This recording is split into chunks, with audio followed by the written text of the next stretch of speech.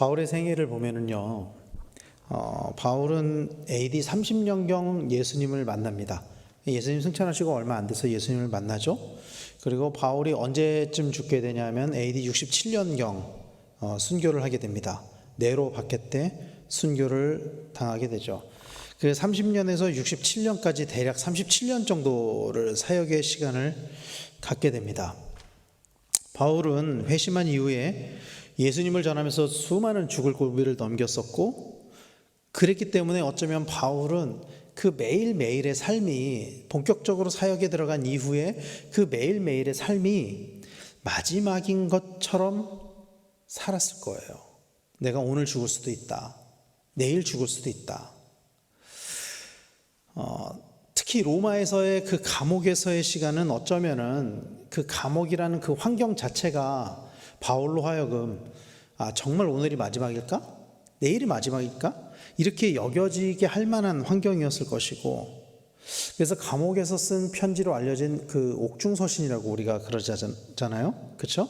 옥중서신이라고 하는 에베소서, 빌립보서, 골로새서, 그 다음에 빌레몬서, 이 옥중서신 4개의 편지는 일종의 유언과 같은 느낌을 주기도 해요. 어떨 때는. 오늘 본문은 골로새서를 마무리하면서 바울이 자신의 동역자들에게 남기고 싶은 권면을 기록한 부분입니다. 어쩌면은 유언과 같이 남긴 말씀일 수도 있는 거죠. 오늘 본문에는 여러 사람이 나오는데요, 이 사람들의 면면을 살펴보면 이래요. 바울은 가장 먼저 두기고를 언급하고 있습니다. 두기고는 두로비모라는 사람과 함께 아시아 출신의 사람이고, 바울의 3차 전도여행 때 그리스에서 드로아까지 바울과 함께 했었던 신실한 수행자였습니다. 그 후에 바울이 로마 감옥에 1차 투옥되었을 때 바울의 편지를 가지고 에베소 교회와 골로새 교회에 전달하기도 했어요. 이때 에베소서와 골로새서를 에베소와 골로새에 전달했던 사람이 두기고입니다. 그리고 이방 교회들이 예루살렘 교회를 돕기 위해서 연보를 전달하기 위해 파견된 7명 중에 한 사람이었고, 후에 디도의 후임으로 그레데에서 또 에베소 교회에서 사역을 했었던 사람입니다. 바울은 이 두기고에 관해서 사랑받는 형제요 주 안에서 신실한 종이라고 이야기를 하고 있습니다. 오늘 본문에서 바울은 두기고를 골로새 교회에 보내서 그들을 위로하기를 원한다라고 이야기를 하고 있죠. 또 오네시모를 이야기하고 있습니다. 오네시모 누구죠? 우리 다 아시죠? 오네시모는 빌레몬서의 수신자인 빌레몬의 노예입니다. 이 오네시모는 주인 빌레몬의 물건을 훔쳐서 도주했다가 당시 옥중에 있던 바울을 만나서 그리스도인으로 회심하고 주인에게 돌아가게 되죠.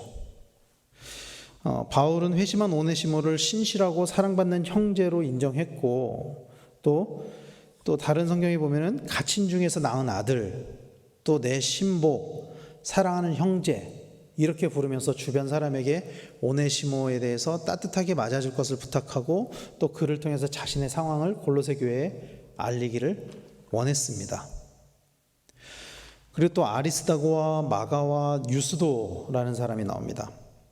아리스다고는 유대교에서 기독교로 개종한 데살로니가 출신의 마게도냐인입니다.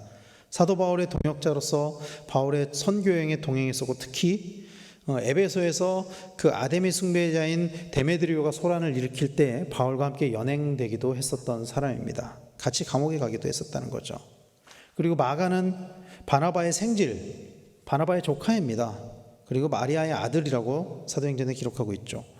예루살렘 출신의 레위 지파 사람이고, 바울과 바나바 간의 충돌의 빌미를 제공했던 인물입니다. 우리가 알고 있었던 것처럼 바울이 1차 전도여행 때 마가가 동행했다가 중간에 낙오를 했었던 것 같아요. 그래서 2차 전도여행 때 마가를 데려가는 문제로 인해서 바울과 바나바가 다투잖아요.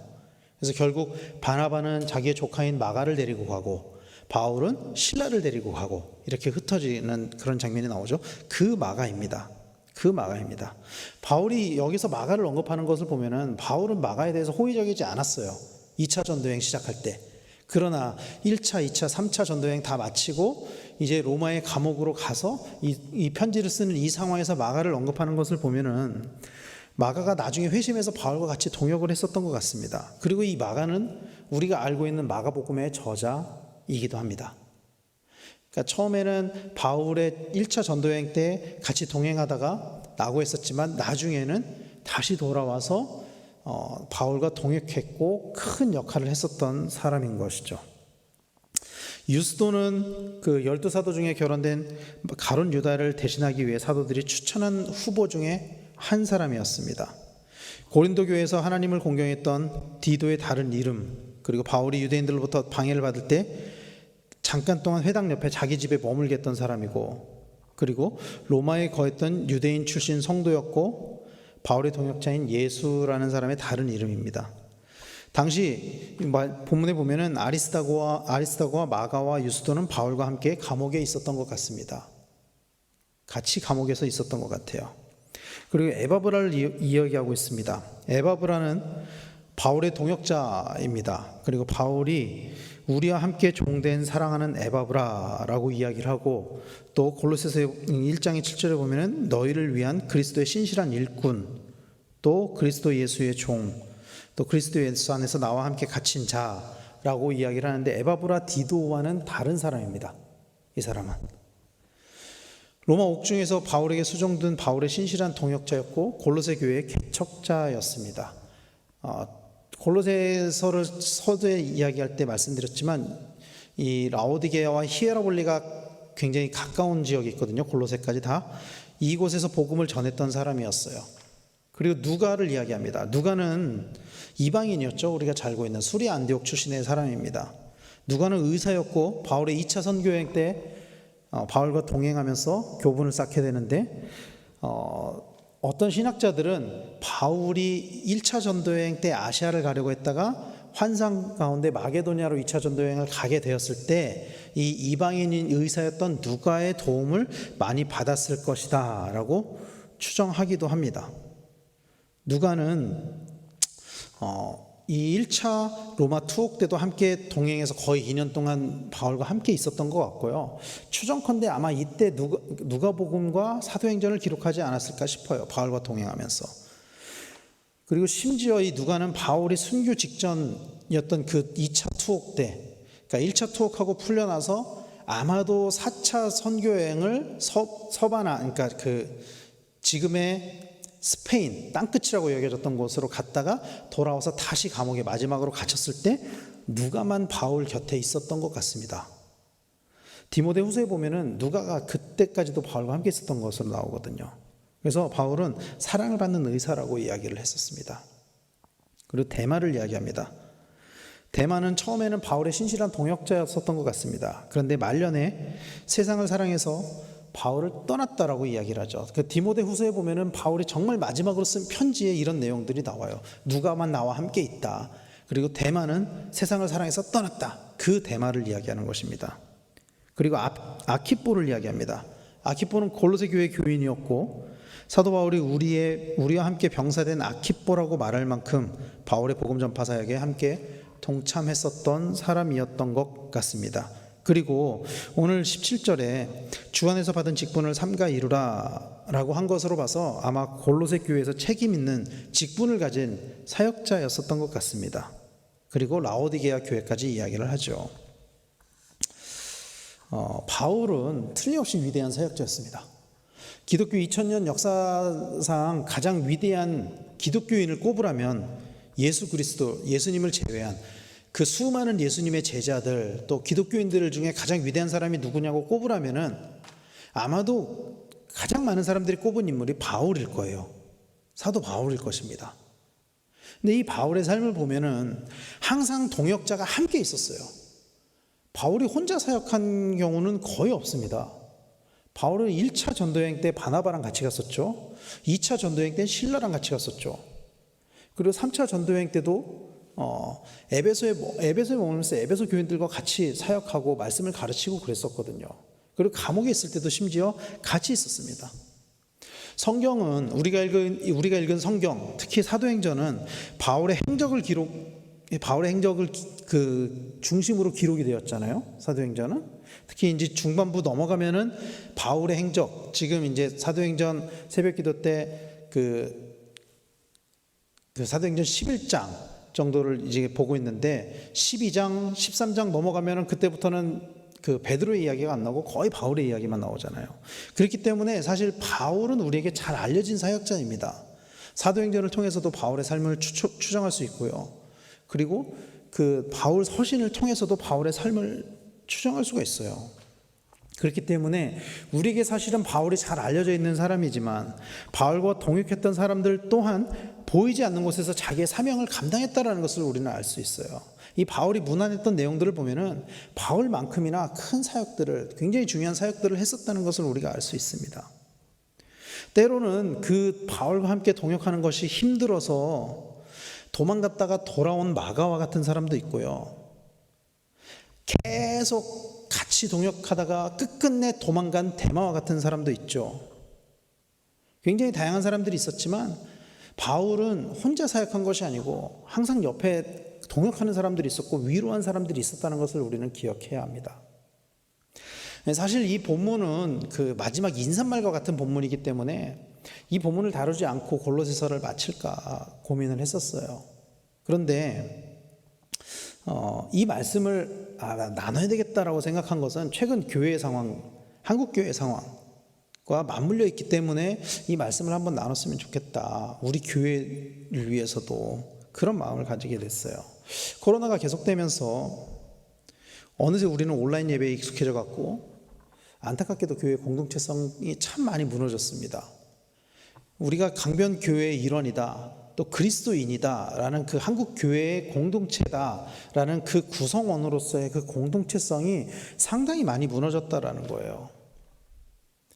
우리를 힘들게 하는 것, 신앙을 지키기 어렵게 하는 것, 교회를 가장 힘들게 하는 것은요, 사실 핍박이 아니라 편리입니다.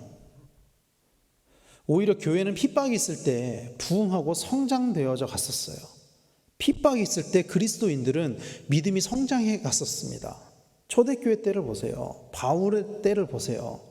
계속 핍박이 있었지만 계속 수가 늘어났잖아요. 계속 복음이 오히려 더 빨리, 더 많이 전파됐었잖아요. 근데 교회가 편리해지는 순간 교회는 정체되고 퇴보되고 이런 것들이 수많은 그 교회의 역사로 증명되어져 왔어요. 사랑하는 성도 여러분, 교회는요, 그래서 좀 불편해도 좀 힘들어도 함께 할 때 교회가 세워진다는 것을 우리는 기억해야 돼요. 신앙은 좀 불편하고 힘들어도 이 공동체 안에 있을 때만이 신앙이 성장할 수 있다는 것을 우리는 기억해야 된다는 것입니다. 동역이 없이 하나님의 비전은 이루어지지 않아요. 하나님은 한 사람만 딱 세워가지고 하나님의 그 엄청난 일을 행하시는 게 아니고 하나님은 여러 사람을 같이 묶어서 그 그룹으로 그 동역자들로 인해서 하나님의 일을 이루신다는 것을 우리는 기억해야만 합니다. 바울에게 실라를 붙여주셨고요. 또 바울에게 누가를 붙여주셨어요. 이 바울 서신서를 보면은 오늘 말씀에서도 18절에 이렇게 이야기해요. 나 바울은 친필로 문안하노니 라고 이야기를 하거든요. 이 말씀을 보면은 바울 서신에 대해서 많은 성서학자들이 이렇게 추측을 해요. 바울이 구술을 하면 옆에서 불러서 받아 적어주는 사람이 있었다. 그리고 바울이 마지막에만 썼을 것이다. 이렇게 이야기하는 분들도 있어요. 그렇게 바울의 말을 받아 적어주는 사람, 그런 동역자들도 있었다라는 거예요. 이 동역이 없이는 그리스도의 계절은 이루어지지 않습니다. 때로는 힘들고 어려워도 이 동역함이 반드시 있어야 된다는 거예요. 바울이 자신의 동역자들을 쭉 이야기하면서 마지막에 뭐라고 이야기하면요, 내가 메인 것을 생각하라, 그렇게 이야기를 해요. 내가 메인 중에도 나와 함께 이렇게 동역하는 사람들이 있다. 이 사람들을 문안하라. 이 사람들을 따뜻하게 대해라. 사랑하는 성도 여러분, 동역함이 없이 그리스도의 계절은 이루어지지 않습니다. 그러므로 우리는 항상 하나님과 동역해야 하고요. 우리 한 사람 한 사람은 그리고 교회와 동역하는 성도들로 서 있어야 될 줄로 믿습니다. 교회의 교회됨이 참 많이 무너지고 있습니다. 지난 1년 반 동안 코로나로 인해서 한국 교회 환경이 굉장히 많이 바뀌었어요. 우리 교회는 그거에 비하면 조금 덜한 편이긴 하지만 사실 근데 우리 교회도 분위기가 많이 바뀌었잖아요. 사실 2000년 전보다 더 예배를 드리기 편하고 종교의 자유가 있는 지금 왜 교회가, 한국 교회가 왜 정체되고 왜 부흥하지 않는지에 대해서 우리는 다시 한번 그 이유가 어디에 있는지에 대해서 기억해야 돼요. 사랑하는 성도 여러분, 우리의 교회가 온전한 교회가 되도록 이 자리에 있는 또 온라인으로 예배를 드리는 우리 모두가 먼저 동역자로 세워지게 되기를 간절히 축원합니다. 하나님께서 바울을 세우실 때 옆에 동역자들을 같이 불러주셨던 것처럼 우리가 바울이 되고 우리가 또 동역자가 되고, 그래서 우리를 통해서 하나님이 이 강변교회를 통해 세우신 계획을, 또 우리 개개인에게 세우신 계획들을 이루어 가시기를 위해서 우리 한 사람 한 사람이 온전한 동역자로 세워지는 우리 모두가 되기를 간절히 축원합니다. 기도하겠습니다.